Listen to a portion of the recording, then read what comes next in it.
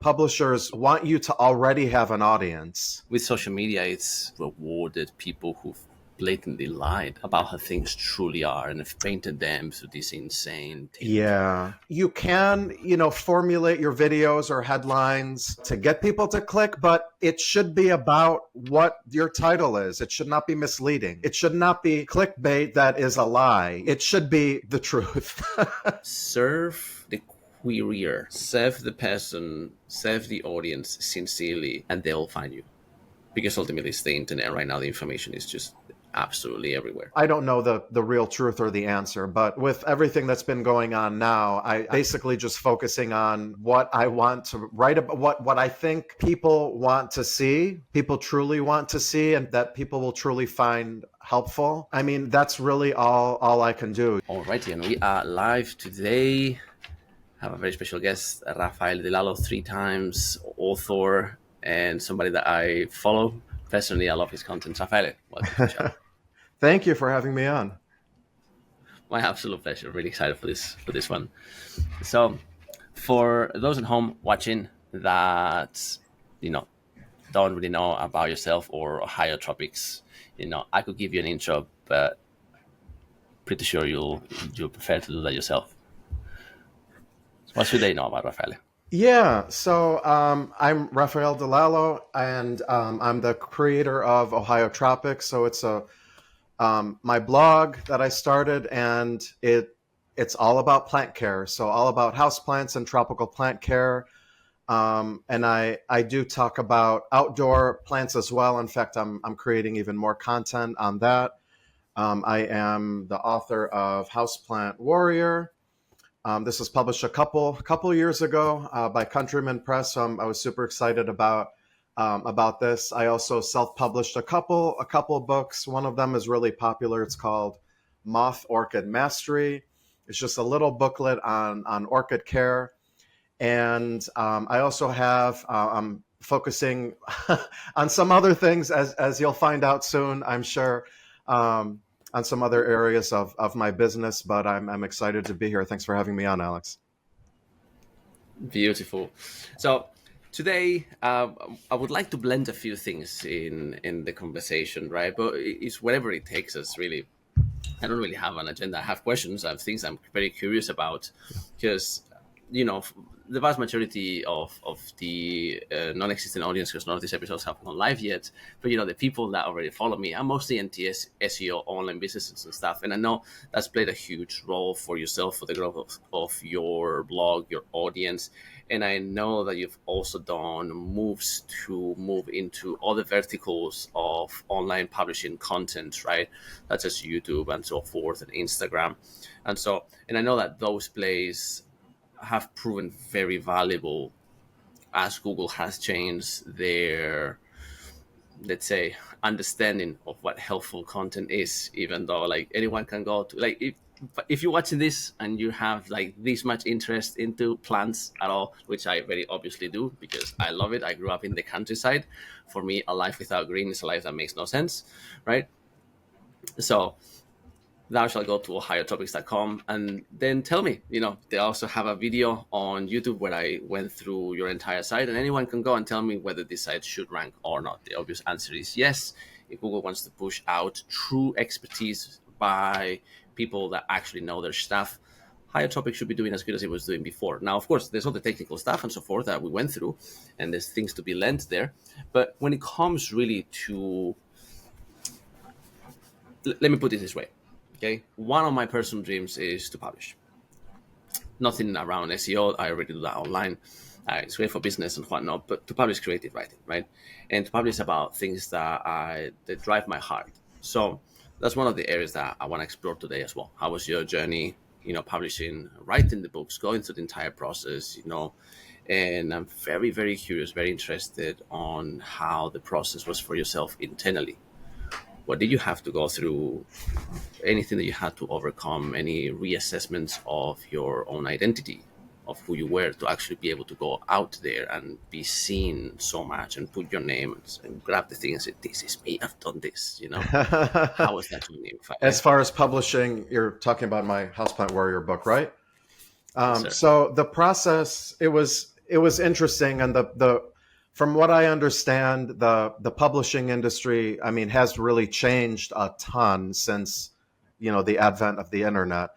So the most important thing now is, publishers want you to already have an audience, and it because there are, it seems like every other person, not to downplay it, but it seems like every other person is coming out with a book these days, and because of that, and the internet, publishers really already want you to have an audience. They will not, that's a core portion. That's one of the questions, the first criteria, that they look for, when determining, if they should be working with you to publish a book. So for me, that came through Instagram.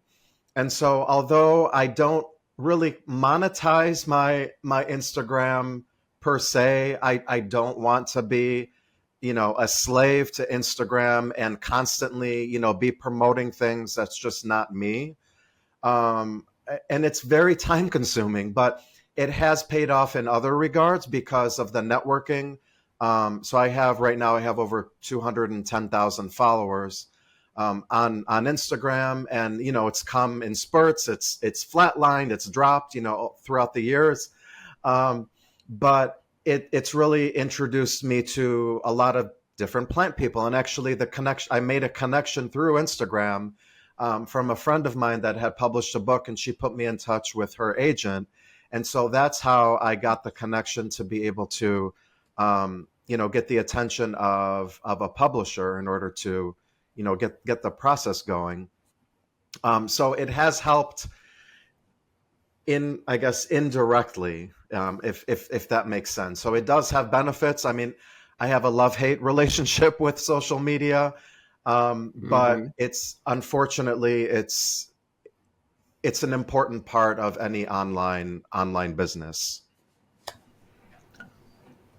Yeah, I can totally understand the love hate part. I think I mean, this is my personal take, and I'm curious to hear what yours is. But with social media, it's in a way, for a while, I think the sentiment is changing and creators are changing about this. I see a lot more like what you don't see type of content on Instagram versus reality type of posts, right? But for quite a while, it's rewarded people who've blatantly lied about how things truly are and have painted them through this insane tint, Yeah, right? absolutely. And that's something that I don't engage in at all. And maybe some people might. I think what we have to be careful of is when we see something on social media, just because it's everywhere and it's open to anybody, it's a very open forum. And so I think a lot of people take everything that they see on social media as the truth, which, as we know, that's not the case. And they might be lying, and they don't really know that they're lying.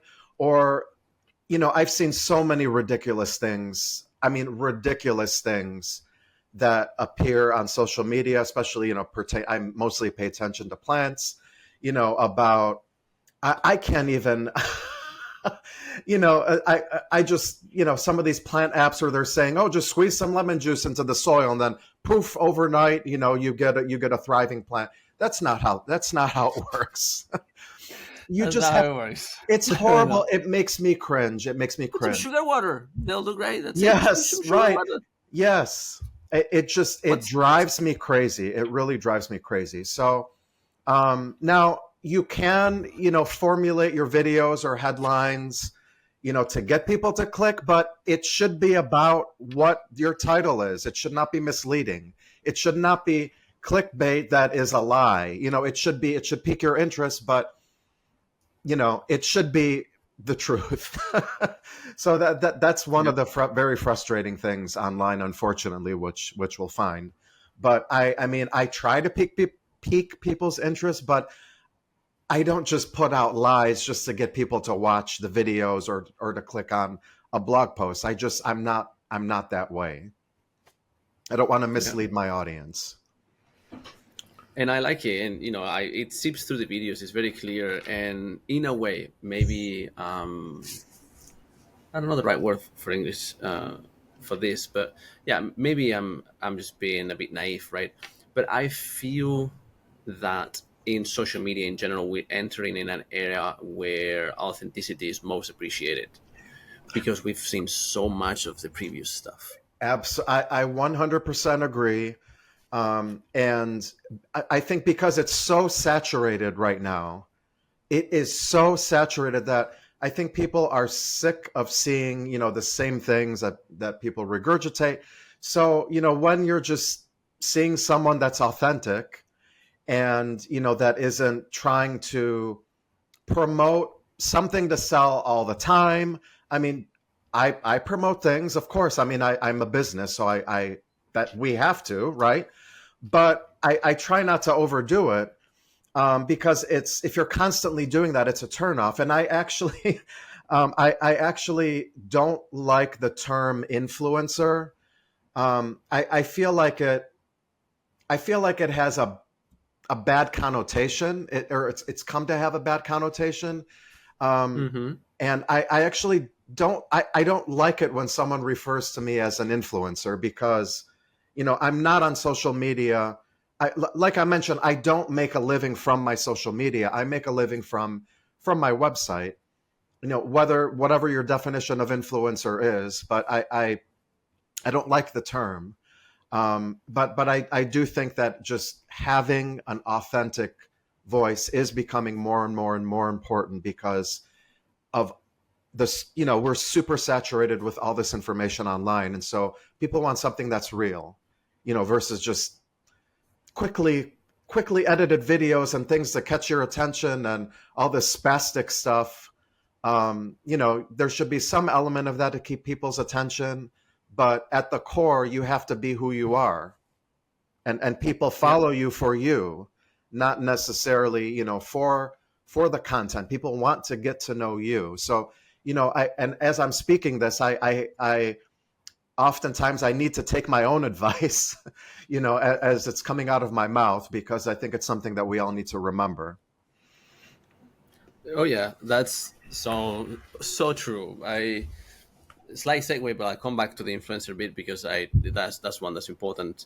In my opinion, I did a presentation last year in the Philippines, and it was a framework that I found certain truths about running an agency, about things that one could do to enjoy the process more, and things that feel like very natural organic steps that you can take when you run an agency that will make you hate it. The temptations, right? So I call it, three golden rules, five temptations, and four motivators, which was basically love and hate, right? Or love and fear. And I posted the video on YouTube, and the following day I made it private. And I realized I've run an agency for 5 years, and I very clearly see this framework because this is what I've learned over 5 years. And there's still days where I fail, and within certain days where I generally do right by the framework, this is still little bits and pieces where I make mistakes, and it's my own kind of framework, right? So like I've done this for so long, and I need to remember myself that this is why some a sort of North Star, right? So the two things here, right? One of this is the influencer, and two is the idea of the North Star that I'm curious. So let's just finish the influencer one, because when you said that, I was speaking with a friend of mine who is now considered to be an SEO influencer, right? And when people were talking about him as an SEO influencer on Twitter, like kind of like behind his back, publicly, but behind his back, then all these SEO influencers promote doing these garbage things, this and that. But I know him very well, and I know that he was more like, this is what I'm doing. This stuff is working for me. It's experimental, goes against the rules. If you get caught in hot waters, know what you're doing. He was always very upfront about that, right? But it caught a lot of attention. So people started calling him an SEO influencer. And I thought to myself, shit, if somebody calls me an SEO influencer one day, I'll vomit in my own mouth. Like, no, that's like the opposite of what I aspire to in Right, life. right. I want to do great for SEO. I want to do content that is helpful to people, that helps me do better SEO. Yeah, want to do services that help them with their SEO, all these different things. Great. But to be an influencer, like, I know. I influence them really to do don't like what? that term. I don't like that Like, term. now, if you Unfortunately, say a it's here. Yep. content creator, that makes a bit more sense. And when you really step into certain realms, you step more even into the realm of art, right? And in my opinion, and this could be because I was raised by hippies, for me, plants being living beings, it's an art. It It's a is. science to take care of them, but Sure. it's an art. Because what's the point of taking care of plants, really? It's a hard one to answer, but it's somewhere there, you know. Everyone that has plants in the house, they don't need an answer here or here, you know, No, here. no, exactly. For sure. And things like that, if you're making content from the heart, influencer, that the fuck I know. If it influences you, God bless, you know. But ultimately, I just want to do what I enjoy, and if you enjoy Right. it too, then this virtual hug, you know, great. Exactly. Exactly. Right. I'm 100% with you. Yeah, I that word makes my skin crawl. But Hmm. it's here. We have to deal with it. It is what it is. I have a contextual question before we get into Okay. notes that and so forth. Um, you started Ohio Tropics what, 5 years ago? Actually, I think it's 7 years ago now. 7, Yeah, 7 years. It's right? hard to believe. It's a long time in the making. It is. What were you doing before? What was life So, before Ohio Tropics? so my background, my educational background is in chemical engineering. So, I have a bachelor's degree in chemical engineering from Northwestern in the Chicago area. And so I worked, for 20 years out of college. I only worked at two locations, actually. I was at a small family owned business, at a manufacturing location, for the first 4 years. And then after that, I moved to a large corporation. I was in research and development and worked with a lot of manufacturing sites. So I did that until 2.5 years ago. I quit my corporate job because my blog had more than replaced my income, that I was Okay, making. Yeah, and so it's been about 2.5 years that I've been solo. awesome. So, I mean, talk about life changing power For of sure. running.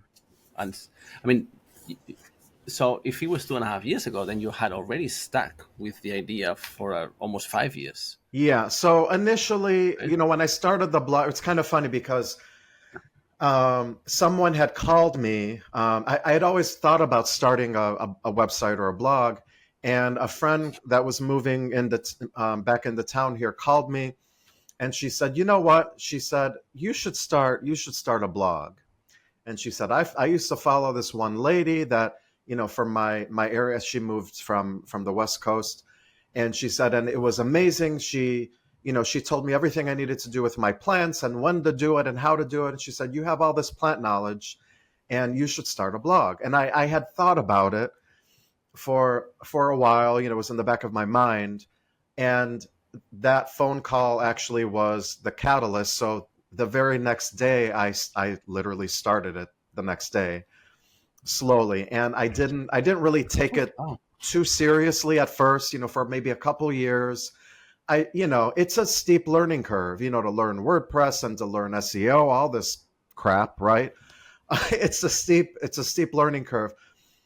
So I gradually got into it, and then I just became obsessed with, how are people making a living online, and what are they doing? And so I bought all these ebooks, and I, ripped through the internet, trying to find, how people are doing it and what they're doing to be able to quit their day jobs and in order to have, a life of flexibility and do their own thing.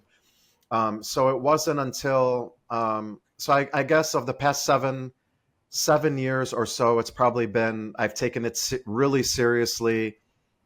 Probably the past 4 to 5 years, 5 years maybe. Um, so it's a process, and as you know, there's a pretty big learning curve. It seems daunting at first until you get the ball rolling, and then every little thing, every little step forward is encouraging, and then you just keep going and keep going. So you just can't stop. Yeah, it's funny when you say that, you have to learn WordPress and all that crap. I remember when I was doing my very first website, and I was serving tables back then in Spain, and I remember like building the first landing page. I flew at least 2 or 3 mouses. Like I had to replace 2 or 3 mouses back then because it's like my tempo control hadn't gotten so good. I was 26, right? Yep. And I was like, "What the this box doesn't go in the right place. I just need this box to put the image here." And you have to go through all of that, And but then once you get past that, like, oh, beautiful. Let me crank another blog post, and then Yep. you get past that. Yep. But that alone can put a lot of people off, Oh, for having sure. to learn all the technology, because it's not the fun part, It is not. right? The fun part is particularly if you're doing something that you have direct knowledge on, where like yourself, like how much YouTube content have you done? You've done a fair amount. I have, and I'm sure you'll get to it. With all the junk going on with Google these days. So and I just want to slap myself sometimes because I know what I need to be doing, and I wish I can clone myself. And maybe my mistake was not hiring someone for help to do certain things. But I've been saying forever I need to start doing YouTube and do it consistently and more. But unfortunately, you know, um, and maybe it's a good thing, and things happen for a reason, and I really believe that. But for the longest time, until this helpful content update, from Google, which, by the way, I have to say this before I forget, you know, that term just annoys the hell out of me. And I mean, what Yeah, more proof does Google want? I understand it's an algorithm. They're not checking these things. There's no personal checks, for the most part. They let the algorithm run. But I can't tell you how many comments I've had from my audience, from my readers, in my comments on my website. Oh my God, this has been enormously helpful. I mean, I've heard this over and over and over and over again. Your blog is not like most plant sites. It's so helpful. Thank you. I mean, what more proof does Google need than that? But anyway, besides that, so back to YouTube. You're asking about YouTube. I So think that's right. I think you make a very important point there, though, because I mean, as an SEO, to simplify certain things, like it's all about links, unfortunately. And I will sound biased because I run a link agency, so like bias disclaimer, but it's the truth. Like everything that ranks now is ultra high DR websites, and they're ranked with joke articles that it says, "What's the best printer for 2024? Whatever brother printer I told you to buy last year." That's literally what the yes, author I was just going to mention that. I just heard of that the in a article. podcast, and it's sad. I mean, I was laughing about it, It but is. it's really not funny. There's a whole drama. I was reading an article just this morning.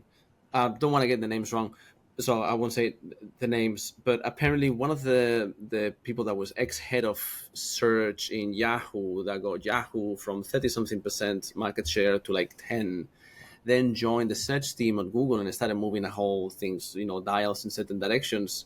And I don't know if they're pinning the fall on this guy because people are having a fall guy, but there's definitely certain decisions that have been made at Google for the search product that have made it shite. And there's people. I just saw a reel earlier that says if you miss this is a reel in a non SEO account, okay, in a creator account that had nothing to do. That says if you miss the all good Google, type before colon 2023 alongside what you're typing, and you will see the results before the HCU. The guy didn't saw it before the HCU because they didn't know that. They just knew that some point in the first half of last year, Google was better. Like everyone with a pair of eyes can tell that. So now, what you said, right, about users, the humans behind the queries, this is why the show is calling the query, right? We're telling you this has been genuinely freaking helpful. Thank you so much, right? Which for somebody create content on a niche that they love, what better thing can we get? Dollars on that, That's right? the It's end the goal. best That's thing you can supposed to get. be the end goal, right? Right. You've helped the audience, and then hopefully in the process, you know, you bring some dollars home, put bacon on the table, come place. Right? Now, then comes the algorithm, right? There comes the big authority figure of how the internet should run, because for a very long time they did something that was very useful, like indexing the internet and serving people results. Hey, let's give Google the credit that they deserve as well. And then they tell you that you aren't helpful, which is the part that I wanted to point at. How do you take that as a I creator? mean, it's like a slap in the face, and it's um I mean, I just think, I'm sure you've heard this too when can I name drop? Of What was course. it, John Mueller? Am I saying his name right? Where, Mm-hmm. he's high up in Google when his website was de-indexed. I think it was by the spam update. I mean, that just goes to show that all these, the direction that Google is going in, I'm sorry, it's trash. It really is. Mm. And it I just, don't know much about. Oh, sorry. no, I'm just saying it just seems like it's going in the complete opposite direction. I mean, you're looking at, all this, the results, in Google when you type in a query. I mean, there's so much garbage out there, and it's hypocritical because they're saying, well, you need to create original. Google saying you need to create original content, and original content with your original photos from your experience. But then we see these super high, domain authority sites that are literally just regurgitating information from other websites. So no, With the false. it's not true. That's not true. Don't spill Yeah. that bullshit. It's not true. Yeah.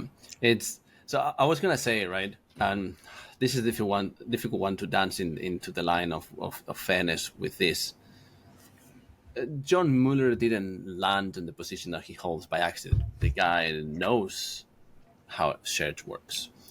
So, and he's the public liaison for Google. From my understanding, is the public liaison for search relationships. Now, the part that I I don't want to speak ill of the guy because I don't know him other than his posts online. Mhm. When I see his answers to certain comments that people are doing, specifically in LinkedIn SEO chats,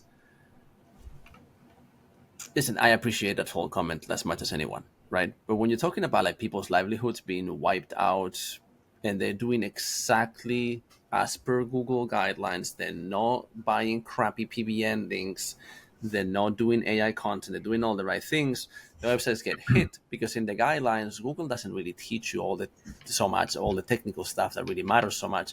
Google is always constantly saying untruths like we're about. I think it was Gary Ills 2 days ago saying we're about to move to a linkless algorithm. They Right. actually said that. Right. Right. Well, That's I why mean, everyone ranking is a DR90. Right. I mean, the way I approach things now, I mean, ever since, this HCU, and from what I understand, correct me if I'm wrong, the HCU is now basically ongoing and continuous, and it's part of every single algorithm update. Um, I, I mean, I started using Bing myself. I no longer use Google because most of the stuff on there is now crap. And why should I reward them? I mean, granted, yes, I'm doing YouTube, but I'm not feeding in. I'm not creating content. I'm kind of throwing out. I'm pivoting. You have to in this business when things like this happen. So I'm doing other things to pivot, and I no longer. It's hard to take Google seriously now when a lot of it's BS. And so in a way, it's been, since the helpful content update, it was very shocking and difficult because my traffic had been going up and up and up and up and up for years until boom, this update happened. But at the same time, now it's also freeing because I, I'm not catering to them. I'm trying to just cater to my audience and be, back to your point before about just being even more authentic, and, working on other platforms as well, and other things that I've been wanting to do that I haven't been able to do because I've been, a slave to Google for all these years. So that's my general approach right now. I was trying to find an image that shows I saw it on LinkedIn just a couple of days ago, but fundamentally is the market share on search volume for Google against all the other search engines. Google has held around 89, 90% for the longest time, right? And it's been declining since 2020. And there's literally a blip in the chart where it goes like this, and then it goes beep, and then Bing goes beep. Makes sense. Perplexity and Copilot and a lot of the different options. Yeah. So, I mean, I think the market, if we humans are the market, which does always sound very strange to refer as human beings as the market, but the market is speaking and the market is not happy, and we'll see what happens. And then for creators, it's pretty much exactly what you said. Like, you need to start looking into other places. You need to start moving and putting the content in other platforms and be agnostic. Like, I'll just do what I do, and I'll be agnostic of where the main market, search holders, all these different things. You can mix the words in any direction you want. They still mean the same thing, right? Right. Exactly. And ultimately, right, my opinion in terms of modern SEO is that the days of optimizing for a search engine, for a given search engine, are ending. I'm not saying they're over, and they might last for a few years, but they're ending in the way that really to be found, because there's a lot of also like social usage that can't be seen because it happens in Slack groups, it happens in Discord, and happens in on Telegram, right? It's all this data that marketers don't know. Like, we're doing all this work, and maybe 50% of all the social engagement is hidden, right? So a lot of the same is going to happen with search. So it's ultimately like, serve the querier, right? Serve the person, serve the audience sincerely, and they'll find you. Because ultimately it's the internet right now. The information is just absolutely everywhere, right? Yeah. So even though, a given search engine might have given certain publications top visibility for a long time, users pick up very quickly. In the same way that when ChatGPT came through, I was just in a conversation with a copywriter last night for the podcast.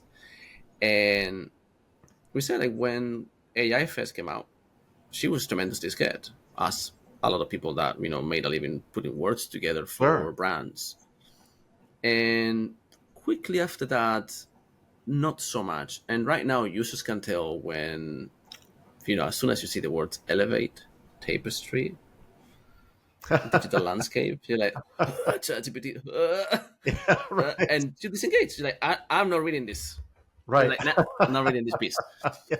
So similar is happening, right? Like, people like, if I say, people, tech companies are pushing certain things like, this is the next big shit, right? And they're just like, no.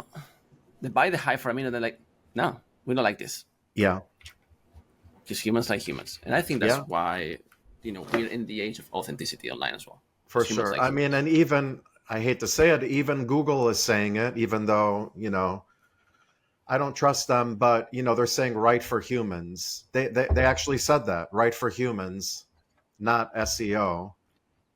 So maybe that's their warning. That might be the only piece of truth, or maybe the piece of truth from them right now. But I think that's always that should be the goal.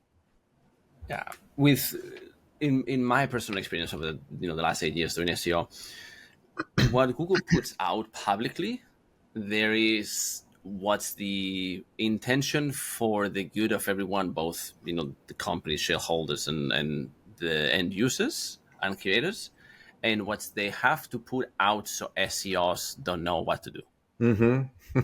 Right? Because if they tell you exactly what works, everyone will do it, and then it's too easy to do this job. Right? If they tell you it's just links and clicks, which, when they get audited and they have to sit in a court with the US government, they will say, I put that in one of my latest videos on YouTube, a slide that says, Senator, like, when Zuckerberg says, Senator, we ran ads, right? That's what Zuckerberg say, like, this is Meta, we run ads. That's what the platform is. Google said, is links and clicks. We count the links and we count where people click, and that's what makes search. And we score that out and we add little bits and pieces to fine tune it. But that is search. So when they're telling you, we're moving to a linkless algorithm, I'm like, no, you're not. You're not. Like, you still depend on it just as much, because everything else. Yeah. Maybe they think that maybe that's what they want, but I don't think that's realistic. And then you have somebody like Kyle Roof that goes there and runs a bunch of tests with Lorem Ipsum text and shows like rhinoplasty plano in a bunch of different places, ranks for everything, talks about it, and then he gets his entire brand and everything de-indexed because, sir, thou shalt not speak about the holes in our algorithm. Do not make us lose face. Yeah. Right. Well, that's what they tell you so that you don't do the things that work. And that's what they tell you because they would like you to do these things because they're good for others. Now, whether those things rank or not, that's different. Mm-hmm. Yeah. Right? Like, do this because it's good. It won't rank, but do it because it's good. Right. Like, well, I want to rank. Right. So then you have to go and listen to people that they don't like. They will teach you, like, this is how you rank. Yeah. And it's an interesting, it's almost like, I mean, besides the people that actually do illegal stuff like hack websites and whatnot, it's an odd, like, cat and mouse, cops and robbers type of game really that you is. play between the authority and the SEOs. But like, it is, unfortunately. Yeah. So now, talking about content, right, and talking about running a brand as a solopreneur, right? This is something that I'm always extremely interested whenever I do business with anyone, right? But also now that I'm putting out more content out there, and I had to align these questions for myself to figure out what exactly do I want to put out, is anyone's North Star. You're familiar with the concept of the North Star? Sure. Fundamental principles. So what are your fundamental principles when you put content out there? How do you conduct business? How do you do something so that you can feel completely at peace at night with what you've done and what you put out there in the internet? So, I mean, the main thing for me, I mean, I write about plants. And so it is all, based off of my personal experience. So if I don't, if I haven't grown a plant, for 99% of my content, yes, I've done listicle type posts, but for the vast majority of my content, written content, I should say, and for 100% of my video content, whether it's on YouTube or anywhere else, it all comes from personal experience. So I'm speaking based off of my experience. I'm not just, regurgitating what someone else has said. So I think it goes back to the authenticity thing, that I am writing and creating content on things that I know about. Do I know everything? No one knows everything. But I talk about my experiences and what has worked for me, and my advice that I give to people is all based off of what I know has worked in the past and things that I've seen that I have experience with. So that's my my guiding principle when I create my content. And people can tell, if you're not, if you don't have experience with the topic, as you're reading or watching a video, people can tell, if you really know what you're talking about. I think, at least. Yeah, that's true. Yeah, I think the bullshit meter of people has gotten immensely better over the years. And for all the generations that are growing up, and by the age of 4, they're already glued to a phone, they'll be able to even tell AI deepfakes just with the for sure. Like, yeah, that's fake. For sure. We look at them like we need to look at the mouth and things like that. And if you've played with generative AI yourself, you can the voice in certain areas, it sounds like it doesn't have the same depth and stuff for now, right? you show any of those videos to somebody that is in their 70s plus, they're like, "That's awesome." Like, no, it's not. It's fake. Like, what do you mean Yeah. fake? Right. That statue is talking. Like, no, Right. no, Right. mother, it's not talking. Yeah. Yeah.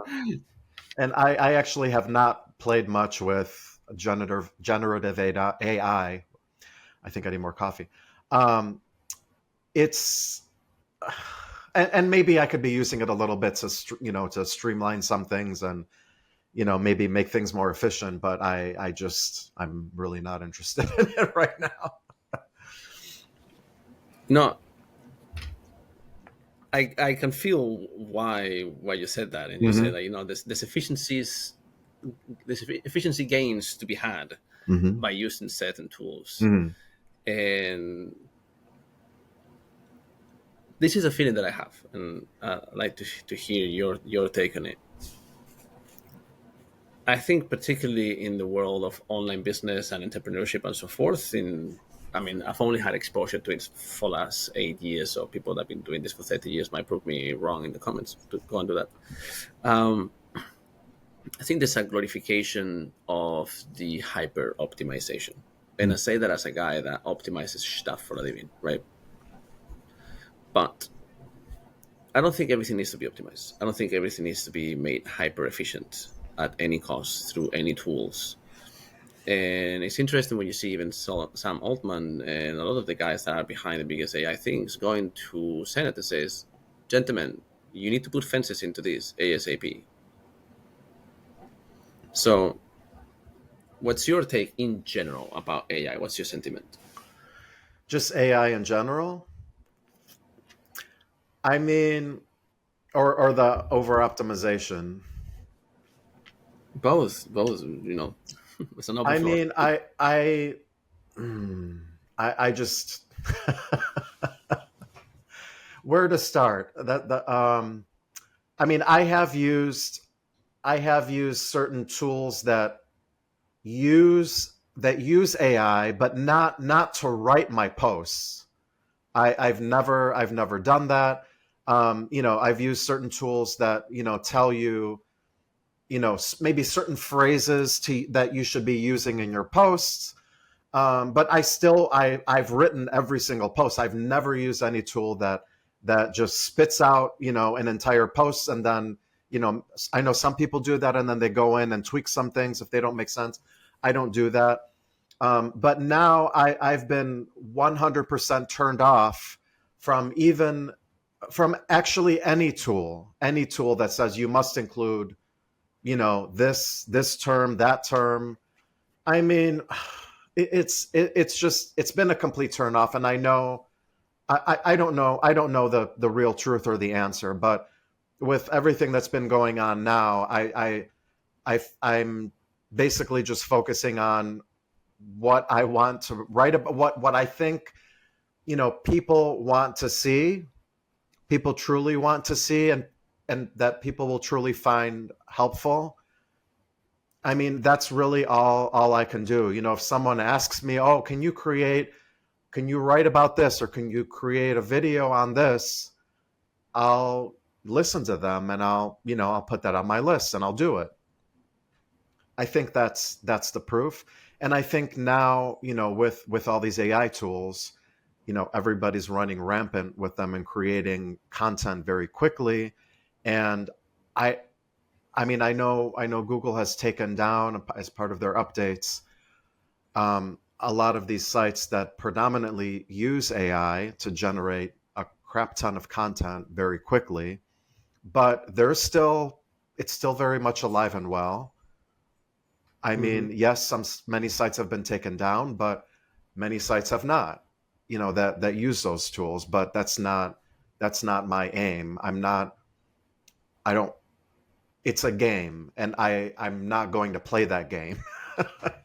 And so I think in the end, I think what you said earlier about now, with everything being super saturated in social media, and with all these changes going on now with AI and just creating an explosion of content everywhere, vomiting everywhere online, I think it's more and more and more important to really be authentic, and people want that. because it distinguishes you online. And so I think time hopefully will prove that. But we'll see. We don't know. I wish I had a crystal ball. I hope so. Yeah, although sometimes ignorance is a bliss, isn't it? But yeah, I think the same. Like this has always been, one of my personal dilemmas, and I'm curious to know what other dilemmas do you face in your business, because obviously you have a very large Instagram, so I'm pretty sure you get approached all the time by brands, and as well for you to.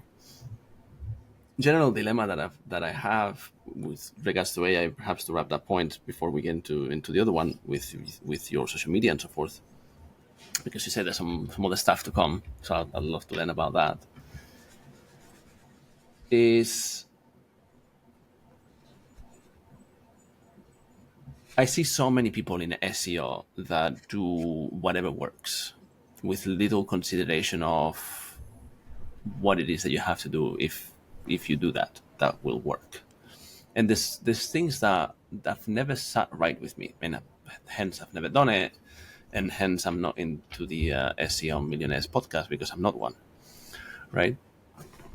But in a way, like, and I don't want to. It's funny because then you go to Alex Hormozi, which is top dog in the world of business online at the moment, and he tells you, if anyone tells you that is the reason that they no reach is because of the ethics, they're full of shit. And I'm like, that raises me questions about yourself, sir, right? Because there's very valid reasons to say no to money. Very valid reasons, at least my take. But so now when it comes to social media and, having a large following, being approached all the time by brands, how do you navigate all of that? What kind of dilemmas do you face?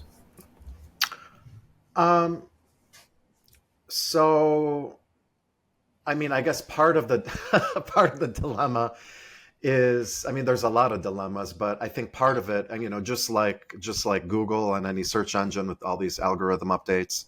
I mean, my predominant social media platform is Instagram, but I have been actually focusing on Facebook a lot lately, and that's been growing. But they have algorithms too, so that I think that's a dilemma as well, because you have to deal with those algorithms as well. But I mean, in terms of, so I guess the visibility, and things change so quickly. What worked before doesn't work now, and things are changing so quickly, and they're constantly adding all these features all the time, and you're supposed to use the new features because there's more reach. There's a constant it's a constant hamster wheel, and I think it serves a lot of times as a distraction. And so I constantly have to say to myself, stop looking at all these, damn shiny objects and feeling like you have to use every single feature, here and there, because it's going to distract you from your core work. So I think that's the dilemma mostly that I that I face with all these, with all these platforms. But as frustrating as it is, there are good things that do come from social media. And one of the things that has happened recently too, and cross my fingers, we'll see how it turns out, just about the reach and, of social media and how it can help. Recently, someone had reached out to me that I went to high school with, and we actually went to the same university. We knew each other, in high school, but, we never kept in touch or anything. And then out of the blue, a few weeks ago, she reached out to me on Instagram, and she runs yoga retreats, and she actually splits her time between Peru and Maui. And, throughout the year, and she teaches yoga instructor courses and runs yoga retreats, and then works with other people as well. running specifically themed retreats in these locations. So she reached out to me and she said, have you ever, she goes, I love your content. You know, she said, have you ever thought about running a plant retreat? And I said, that seems very interesting to me. Can you tell me more? Mm-hmm. And then we chatted on the phone, and it turns out her parents live right by me here. So she was visiting recently. We met for coffee. And so we're going to launch a retreat in Maui that's plant focused. And you know, that all came from, yes. So that all came from social media. Now I just have to, you know, get people to sign up. You know, that's another. I haven't Well, that launched it sounds yet. You know, fun. I've mentioned it, but I haven't gone hard at it yet. So this literally just happened recently, very recently. So that's one of the things I'm working on. So you never know. You know, there's that. There's my book that came about. You know, because of connections on there. So even though I haven't, you know, I refuse to promote products. I know some people promote products every day on Instagram, you know, these influencers. I'm not going to do that. But I like these things that are coming up, you know, through social media, through connections. And, you know, I mean, these are real, tangible things. It's a very interesting way of shaping the eye towards looking at social media, right? I have, by the time of recording this, the whole of 70 subscribers on YouTube, right? And I mean, the whole number of people thing even it scares me because it's not something that I'm ever thought of. For me, it's more of the only reason I started doing YouTube, right, is because there were things that people were asking me, like, can you audit my site? Can you do this? Can you do this? So the thing, like, I can, but I kind of wish that I already had put it all out of my brain and out into the world so you can just watch it. And then if you really need help, then it can be more specific, right? And I can just do it. And talking into like opportunities like this, right? Of like, we go to Maui and launch a full retreat, and we go hiking, we go plants, we go foraging, all these different things. We go and learn, right? Like that sounds genuinely exciting, as in like one of those life experiences that For make sure. life worthwhile living, For right? sure. With other people in an amazing place, Yep. right? And that coming through something that before we say, mixed feelings about social media, influences, this and that, reality being painted in a light that isn't true. Hmm. We can look at all the obvious negative things, but then if things of that nature come through, like, well, having been pushing products to be an influencer to influence you to buy things that you may or may not need, that may or may not be good, right? In a conversation that I had just yesterday, right, with this copywriter, Dana Nicole, she was saying, many times I've had, I'm paraphrasing, but something like the opportunity to write copy for products that she didn't believe in was there, and she never said yes. Like she would never do it, right? Because that's what copy does, right? Persuasion copy is like she will get you to buy. She knows what works in copy to get the person to read. Says, yeah, that's me. Those are my pain points. Oh, this is 50 other people like me in testimonials. I believe it. I believe you guys have the solution. Tell me the price. The price is a structure with sevens at the end and stuff to exploit all the little biases of the human brain to get me to click and convert. Right? Hmm. We didn't get into that, but that's stuff that Sure. over the years of doing digital marketing. And therefore, I shall buy this thing, and then you get an upsell, and then another one, and then another one. And because your wallet is open and you're ready and you're primed, you might depart with a lot more money than you were ready to do that. Right? That's the power of good copy. And so I love the fact that she said, I won't do it for brands that I don't believe in, that brands that I don't think are the right fit and stuff. And when you see somebody that yourself, like close to 250,000 people that follow what you say, that's a lot. That's more than the population of my hometown, right? So imagine the entirety of my hometown, listening to what somebody's saying online. It's like that is sway. There is a reason brands pay top dollar for that kind Sure. of reach, and when that sway Sure. says, I will hold my ground and I will only do things that I believe in, it's important. And I think, 100% we're moving into, at least for myself as a user, I'm 100%. Like as soon as I feel any degree of like bullshit, like, block, don't show me Oh, again. for sure. If For you like, sure. I saw a video. I won't mention the guy, but it's an actor based in Thailand. I saw a video of him running through a location, very like pretentious extra. Like I've lived in that location. That's not how you live or how you come out of the train when you land, right? Like, and then sitting to eat and like, what's this? What is this? What is this real? Yes, you're a good looking guy running all pretentiously in a suit. Like, what's this? What's the point of this video? What am I gonna learn? What am I gonna enjoy and see from this video? You're not even like showing the place nicely. You're not showing the food nicely. You're not teaching me anything. It's you yourself pretending to be cool. I know you're an actor, but I don't care. Block. And I don't want to see more videos from the guy. Like Right. that's nothing to me, right? And I Hmm. think we're more moving into that, but Oh, for sure. we'll, we'll see. I don't know. I think this is also like around our age group. I don't know, like the guys that are like in the teens now, what they think. They might be even more into this, right? So like, what was the case study? There was this kid in the US. I think he's like 18, 19. He got to like 3 million. I wish I remember the name. He got like 3 million followers on YouTube or something insane like that Wow. very quickly. And he posts about workout, right? Okay. He's jacked. And Uh-huh. his videos is that the camera records himself, no editing, just talks about like, this is the workout that I did and this is the proteins that I took and da da da.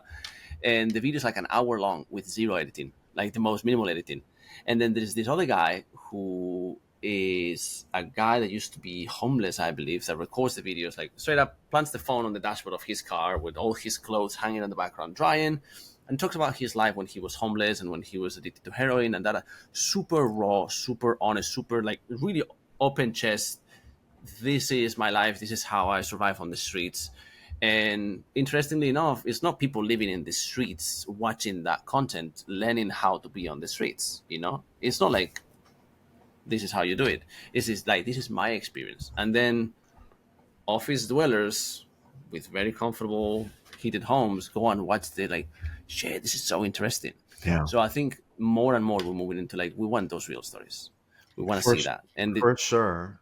And it's one of the most I mentioned, I'm focusing more on YouTube. I'm, trying to publish regularly. Now I've had it for years. I just haven't been consistent with it, but now I'm going to be, and I've started. And one of the video that has gotten me the most views was one that I shot on my kitchen table. I still use my phone, to do my videos. I shot it on my kitchen table. It wasn't even 5 minutes long. No editing at all. No microphone, nothing. This is before, I got a nicer microphone, which, I mean, sound quality is very important. Um, but that video I mean, I don't know what it's up. I think it's approaching 1 million views. is it the Um, where to cut orchic stems? yes, it's that one. And, like I said, I didn't script anything, nothing, no microphone, didn't script, no editing, zero. Before, I knew any better. So, there's something I think it kind of makes you think about that. Not that I'm going to do that every single time, but, there's an element of it's very genuine, and I think something like that will work more and more. Mm-hmm. I feel as well in a way when you see, because you can tell in the first few seconds, right?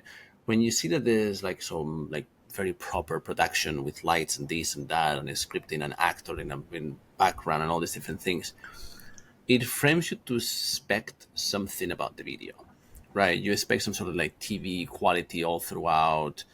If it's going to be 10 tips about doing XYZ, you want all 10 tips to be something that you've never had before, to be, living at the edge of the blade, all these different things. Versus you see somebody in a completely normal, relatable setup talking about something, and you can tell, oh, yeah, this guy knows his shit. Let me watch the whole thing, right? And there's no distractions, and it's organic. There's a guy that I think strikes. His videos are beautiful. It's called Matthew Doulards. I completely got the name wrong. Martin. Let me find him. Sure. I think you will enjoy the content.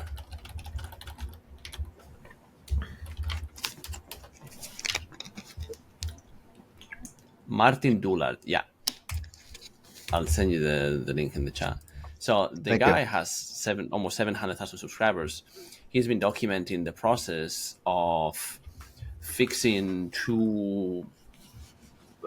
a property that has two buildings in the Italian Alps, Oh, wow. and they're like, the roof is falling. It's a beautiful location, and the guy is a videographer, so he already knew how to make beautiful video.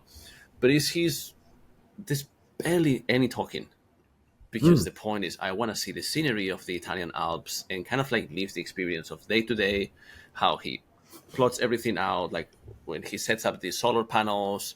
There's this whole like, and also kind of like meets the spirit of the time. It's kind of like the 70s again, when my parents went to live in the mountains with some of their friends around that era in, 80s and so forth. And now people like, they want to move off grid. People are kind of done with cities. People are kind of done with, corporate jobs. And after the lockdowns, people are like, I can live from home and work from home. You're not getting me back into an office, because at home I have my family and plants and my cats, right? Right. And if you force me, I'll sell everything and I'll get a van. Yeah, off grid. Yes. There's a lot of people doing that. So, Yeah. Things have changed. yeah. And it's interesting that you mentioned, that he's not speaking that much. And I want to experiment with some of this on my YouTube and try different types of videos, because there's I don't remember the name of the if you're interested, I can send it to you, but there's a plant site, and she posts these videos about how to do certain things with plants. And I think she lives in a tropical location somewhere. I don't know exactly where, but she doesn't talk. I shouldn't say she doesn't talk. She doesn't show herself at all in these videos, and she shows, if she's propagating a certain plant or how to do things with plants. And there's music, and I actually don't remember if she talks at all, but there's text on there explaining what she's doing, but she never shows herself. It's this very pleasing music and showing the plants. And she has a ton. I think she has millions of subscribers on YouTube. So there's many things that could work. It sounds something that I would watch for sure. Yeah, I'll try and find that and send it to you. I think like when I was starting doing videos, and I like to get your take on this as well, because obviously you know more than I do.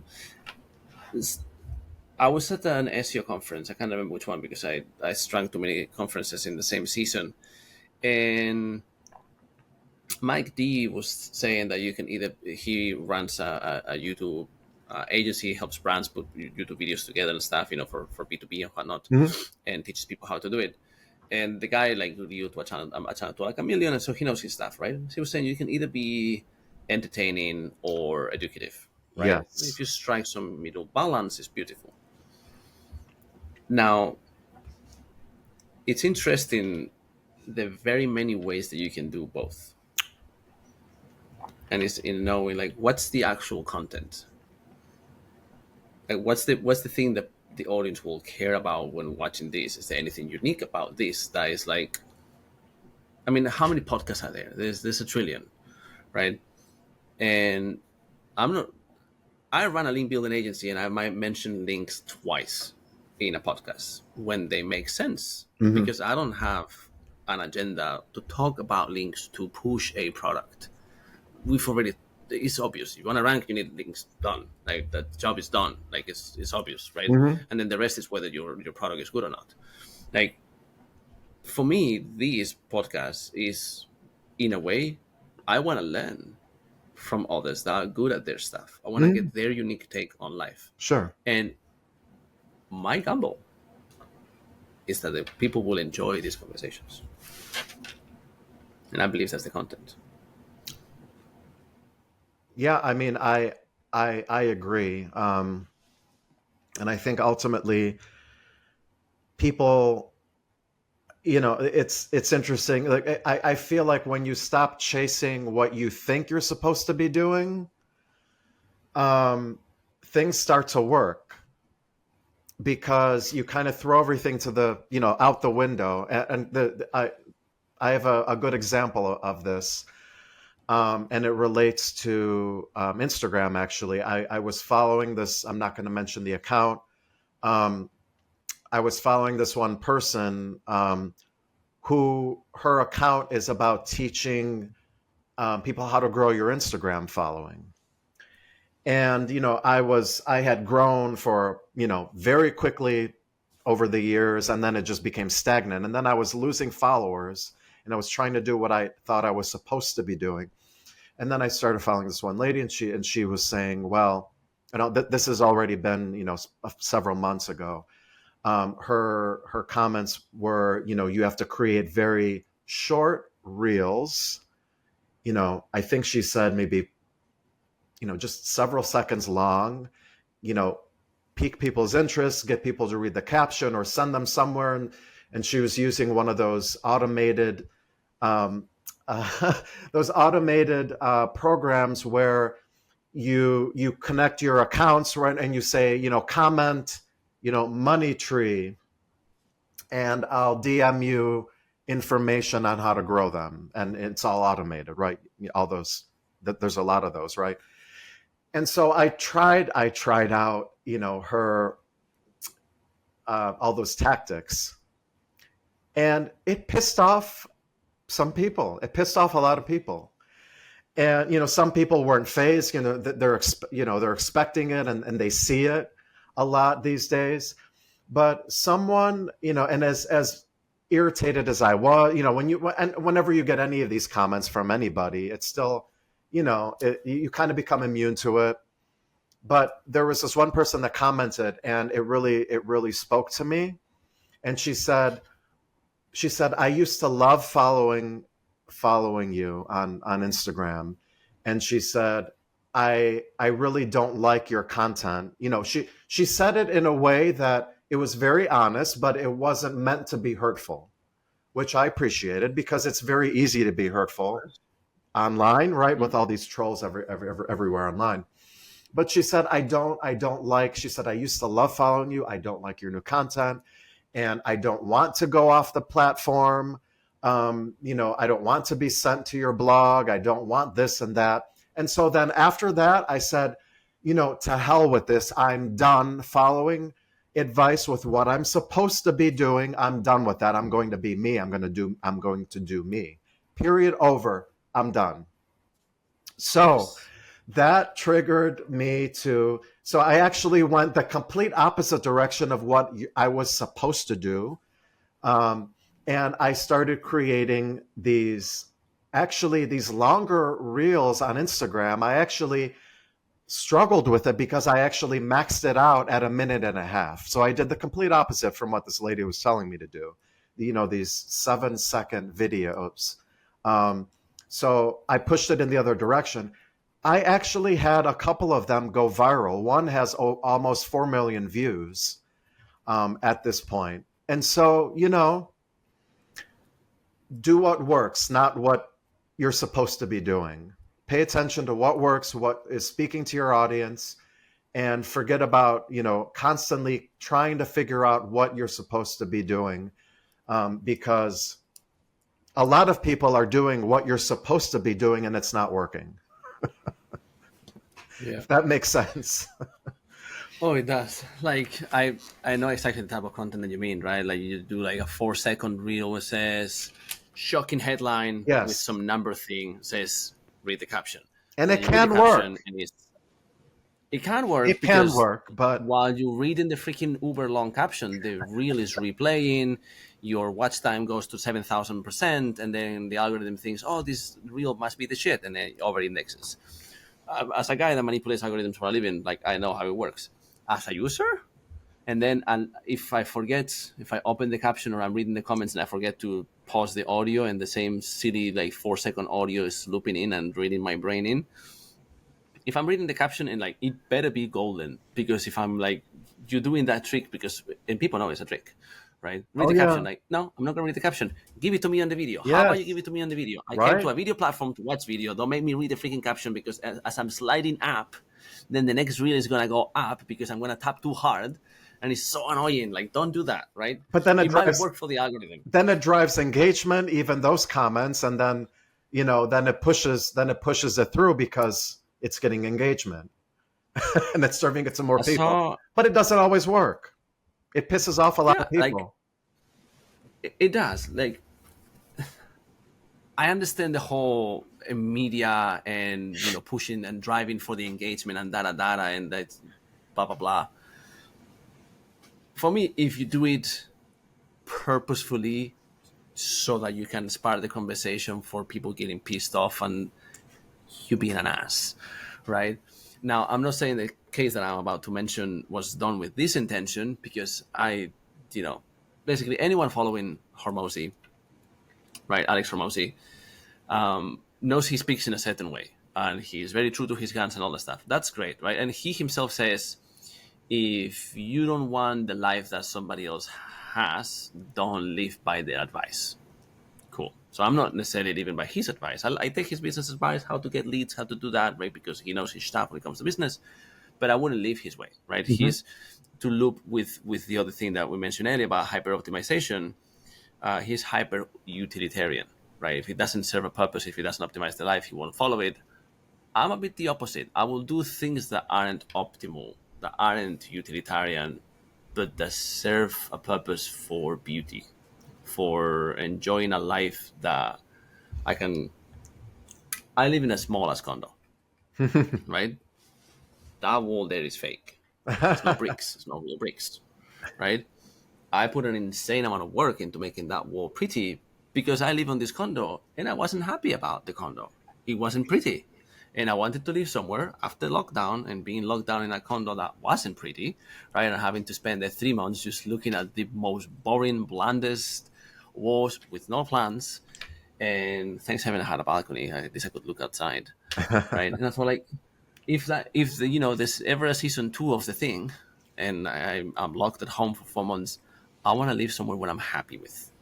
And it was very suboptimal for me to spend the money and the time to build that puzzle, there, and to learn how to take care of plants and stuff, which I didn't know. Thankfully, I found your blog and a few other ones. Like, okay, now I know how to not kill my rosemary. I still kill the rosemary, and I put time into things that weren't optimal. But I enjoy life a bit more. And I don't carry a bag that's meant for tools to carry my stuff because it's the most optimal bag. I carry a leather bag that is suboptimal, that's too expensive because it's beautiful. And I'm happy with that. Right? So one of the comments, going back to the whole engagement thing, was maybe it's not imposter syndrome. Maybe you just aren't. I don't even think it was said in maybes, right? It was like, it's not imposter syndrome. Maybe you aren't just good enough. You aren't good enough just yet, right? I was trying to remember the quote and I started. And then somebody in the comments engaged in the beautiful world of nuance and said, maybe you are good enough, and maybe you don't know. Maybe you've been doing it for so long and you're so good and you're so knowledgeable that you're so hyper aware of the little areas that you don't know just yet, that you don't have the bravado of calling yourself a pro or an expert, but you are sincerely freaking good. And it's like, you're so. I think there's a lot to be said about that with content creators, and this is something that I still struggle. I mean, I consider myself a very modest person. I don't claim to know everything, but like you said, once you're doing something for so long, you kind of you do take for granted what you do know, and I try to remind myself all the time that being a content creator. And I've heard this from multiple people, and it's really stuck in my mind. And it's the fact that okay. So I'm going to mention. So I'm going to be creating. One of the things that I'm going to be doing is creating a course. I don't want to mention exactly what it's about specifically, but I'm learning from this one person that I admire, and she said, she's mentioning this imposter syndrome that many people have. And she said, you only have to know 10% more than your audience in order to provide value for them. If you know at least just 10% more, then you will provide value to them, and they will like your content. And so, that really stuck in my mind. You don't have to be the world's foremost expert on something. You just have to know more than who, who your audience is. And then if you can be authentic about it, then that's even better. Um, so that's something that I've struggled with, but I've quickly gotten over it, especially especially lately. You just have to serve your audience and know, you know, you don't have to be the world's foremost expert. You just have to know just 10% more than what your audience currently knows. And that really stuck Yeah. with me. And like it's a fine thread to dance on, because in a way, 100%, you don't have to be the number one expert of any given subject in order to be able to talk about it and teach whatever you know. I think it's important to also say, hey, I am also not the number one world's expert on this subject, right? And it takes a degree, and this is the part that is so hard to dance in. It takes a degree of self-reflection to know, is this a case of the blind leading the blind kind of thing, or is this a case of it's a journey, and if I know the next three steps, I'll show you the next three steps. I won't be stupid enough to talk about the fifth step because I'm not there yet, right? And I also don't tell you how to perfectly do the following three steps. I just tell you, this is how I did it. This is Exactly. how I went for the next three steps. And this is what I learned on the process. And this Yep. is what I'm doing right now with this fourth step. And I'm not talking about a step that is a quantifiable thing that is finite, because in many of these things, it's a whole journey, and the point is in the doing. So, like, my mother has been tending to plants for her entire life. She grew a five. I don't know. I'm curious to put this number into American. SQM to SQF. Apparently, that's not the way that you do it. Square meters, meters to square feet, right? Okay. She grew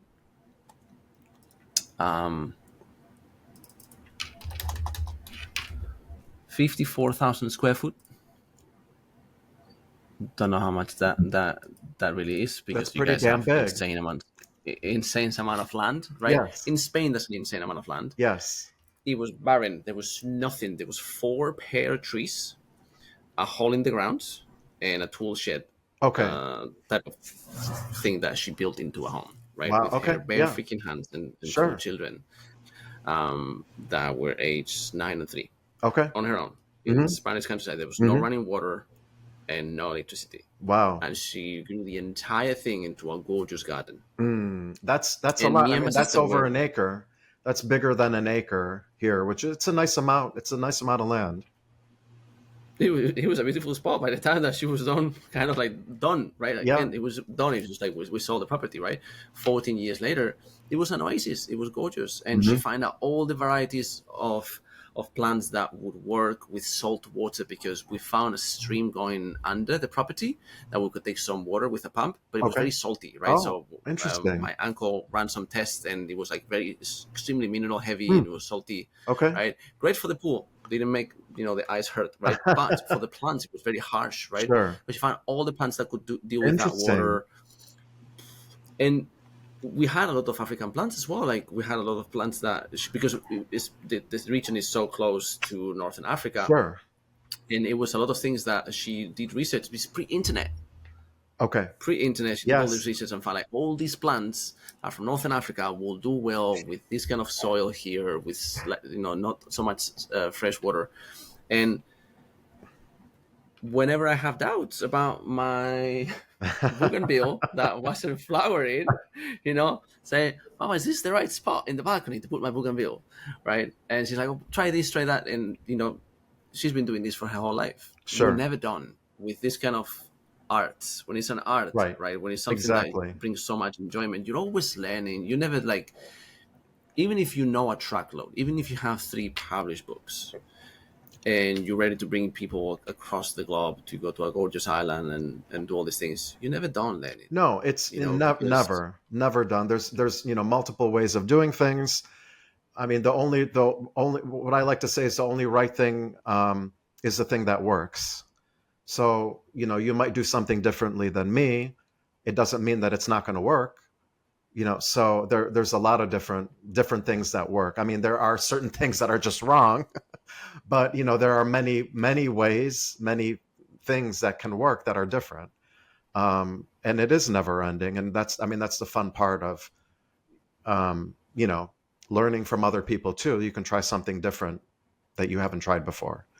um, so yeah, absolutely. yeah.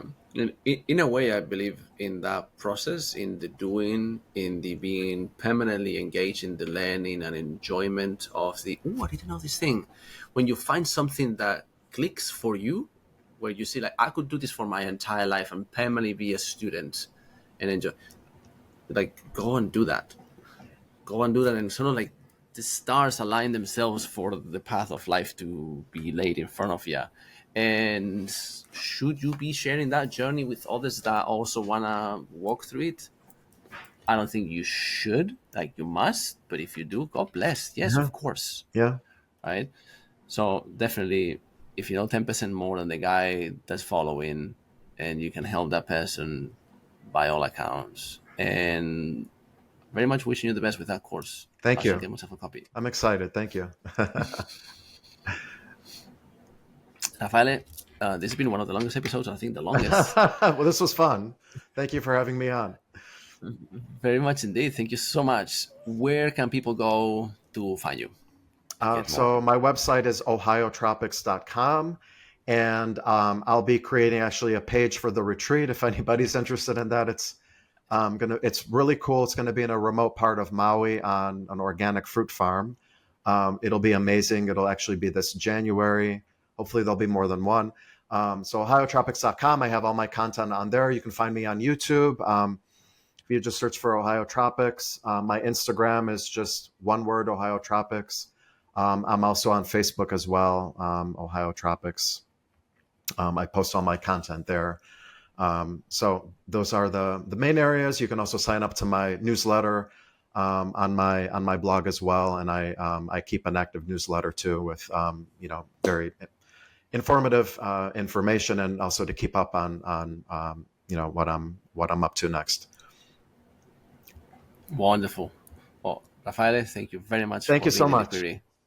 Have a good one. Take good care. Bye bye. Ciao.